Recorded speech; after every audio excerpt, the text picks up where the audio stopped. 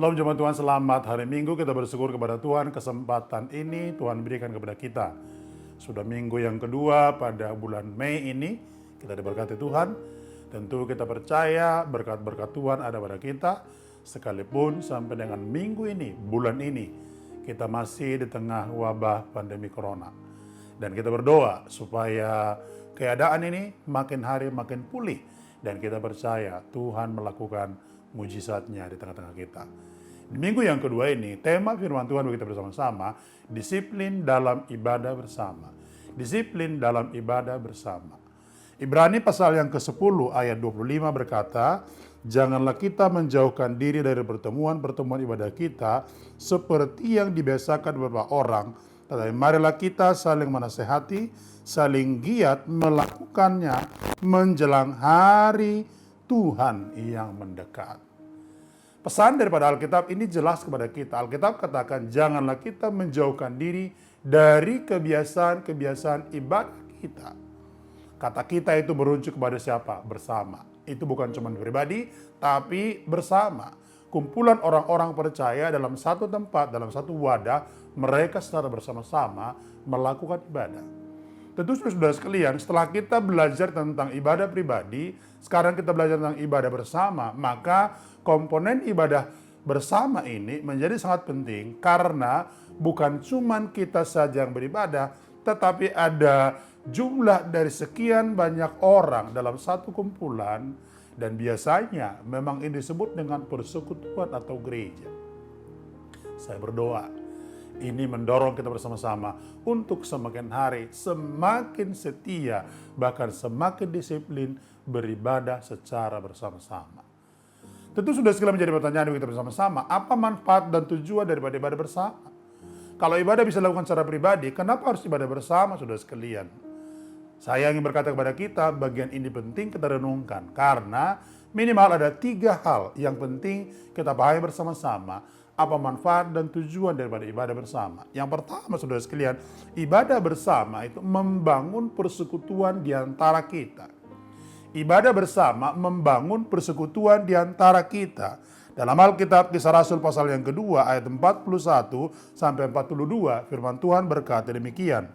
Orang-orang yang menerima perkataan itu memberi diri dibaptis, dan pada hari itu jumlah mereka bertambah kira-kira 3.000 jiwa. Mereka bertekun dalam pengajaran rasul-rasul dan dalam persekutuan. Dan mereka selalu berkumpul untuk memecahkan roti dan berdoa. Mereka selalu berkumpul dalam persekutuan. Saudara tahu, salah satu aspek daripada ibadah itu adalah persekutuan horizontal. Persekutuan antara sesama orang-orang yang beriman.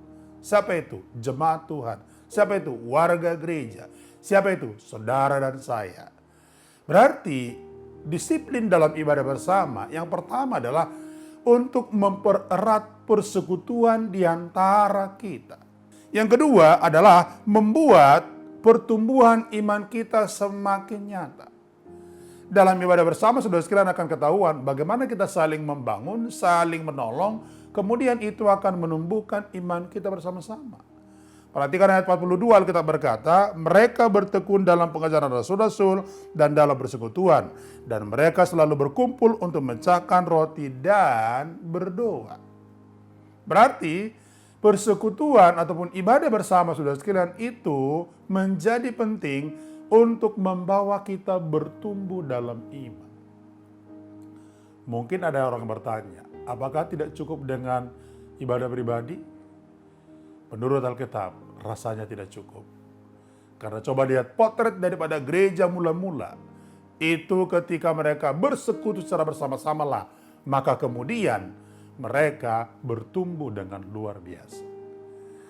Yang ketiga, tentu kalau kita belajar dalam ayat yang ke-25, kitab Ibrani tadi, sebenarnya tujuan dan manfaat daripada ibadah bersama itu adalah untuk menjadi wadah bagi orang-orang percaya untuk saling menolong, saling menasehati, saling memperlengkapi. Kapan dan di mana kira-kira orang percaya untuk saling menolong, memperlengkapi, dan saling memperhatikan? Di dalam persekutuan, di dalam ibadah. Itu berarti kalau kita disiplin dalam ibadah bersama, maka ada tugas kita saling memperhatikan, tugas kita saling menolong, tugas kita saling melengkapi. Maka persekutuan yang demikian akan menjadi persekutuan yang berkenan di hadapan Tuhan. Selamat hari Minggu, Tuhan memberkati.